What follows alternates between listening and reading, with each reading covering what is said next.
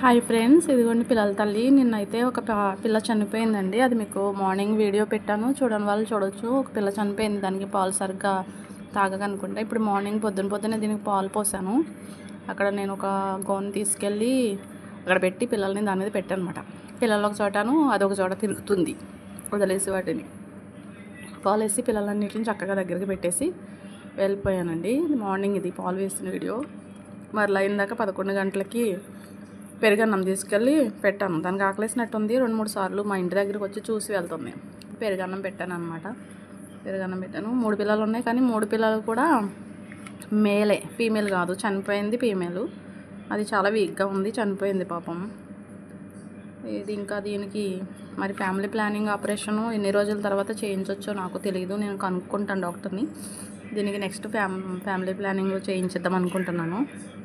ఎందుకంటే ఇక్కడ